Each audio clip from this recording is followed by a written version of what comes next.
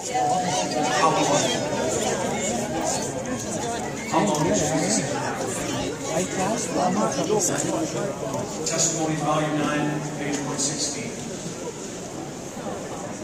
The leaders in God's cause as wise generals are to lay plans for advanced moves all along the line. In their planning, they are to give special study to the work that can be done by the laity for their friends and neighbors. Now listen to me carefully. The work of God in this earth can never be finished until the men and women comprising our church membership rally to the work and unite their efforts with those of the ministers and church officers. That's true. The converse must be true. That as the laity rallies together with the pastors and the church officers, that the work on this earth, there's nothing that can stand against this work being finished on this earth. And the question simply is when are we going to do it? What is it going to take? How long are we going to continue to come to camp meeting? How long are we going to continue to do these things where we preach over and over and over again? There comes a point, friends, when we simply need to do it. And I've talked about my own weight loss. You know what I've known? I've known for 15 years that a plant-based lifestyle was best. I've known for 15 years. But you know what? It doesn't change until I start putting, instead of French fries in my face, start putting kale and celery and carrots. Because it doesn't matter how much you know. It matters what we do. Friends, as you read the book of Acts, you come to the end of the book of Acts, Acts chapter 28.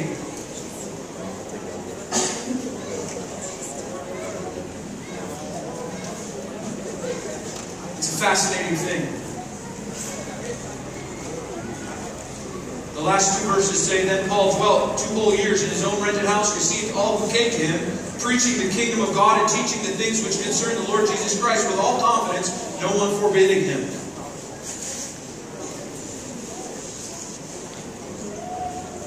That's it.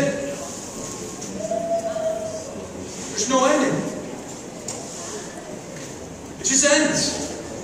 There's no goodbye. There's no sign off. It just ends. I believe the reason the book of Acts ends is because it doesn't end. I believe the book of Acts is still being written today. In the heavenly sanctuary, Acts 29, Acts 30, Acts 31, 32, 33. They're all being written. But they're not being written by Dr. Luke. You see, the closing chapters of the book of Acts are being written. Being written by us. What will your ending say? Paul says that. He says we're living epistles. What will the writing say about you? What will be written about your ministry? How long, friends? How long before an ending can be written in Acts? It says the gospel went out to all of Alberta. And then the end came. Friends, we've talked for the last few days. Jesus calls us first to go and wait, to repent, to be revived, to be humbled, to submit. And as we go and wait, to go and receive power from on high, be transformed as a living sacrifice for Jesus Christ, as a witness to all peoples. Today we have heard the call to go and grow. We need to grow spiritually. We need to grow physically as a church, personally and corporately. This will only happen as we pull that last foot out of Babylon. We embrace the New Testament lay-driven model of church. We stop blaming the conference. We stop blaming the pastors. We go and start looking in the mirror and asking Jesus, what will you have me do? And what change will you have me make?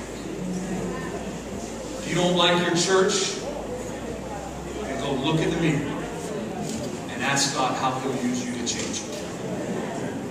If you don't like your pastor, you go and talk to the Holy Spirit. And then you go talk to your pastor.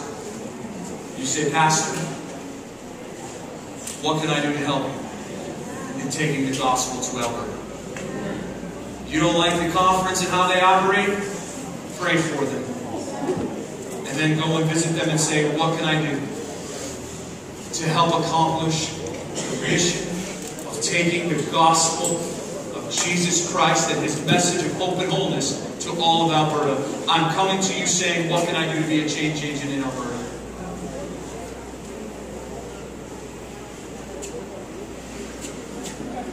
That's going to happen as we study God's Word, as we sit at His feet, teach others to do the same. How long is it going to take for the last chapters of the book of Acts to be written? How many more camp meetings do we need? How many more speakers do we need to bring in? How many more new TV stations do we need to create?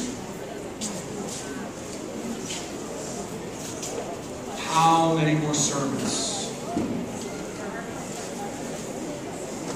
Jesus is calling. Softly and tenderly, He's calling. These gentlemen behind me are going to lead us tonight. They're going to lead us in the song, Softly and Tenderly, Jesus is calling.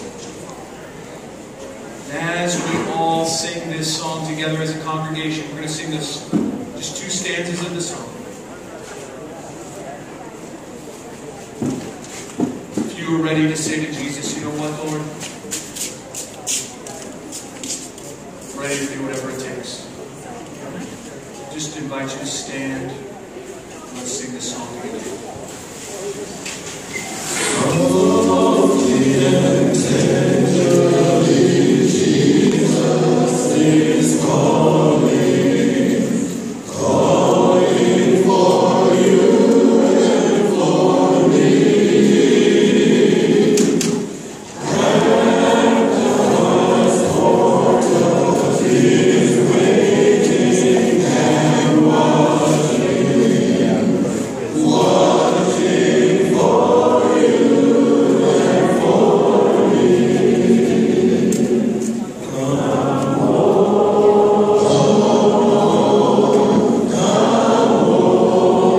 come home. You are weary, come home.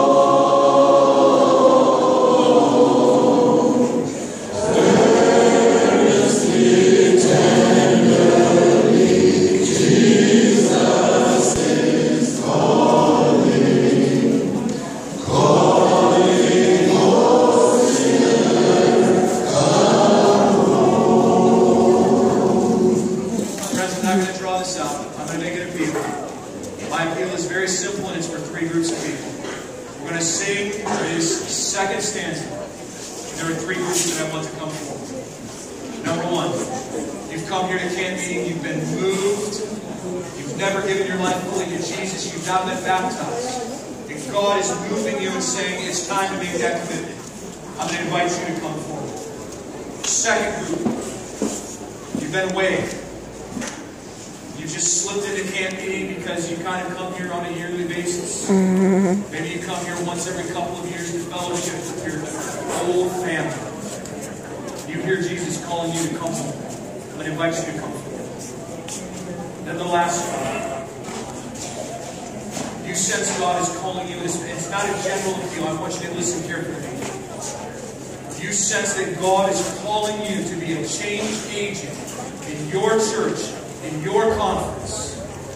Not just a general, you feel that God has placed a burden on your heart to be a leader in change, a return to a New Testament later on. You come forward as well. Pastors, I want you up here as well. You're in a booth somewhere, you're in a trailer somewhere, Pastor. You come here. Or we're going to pray together.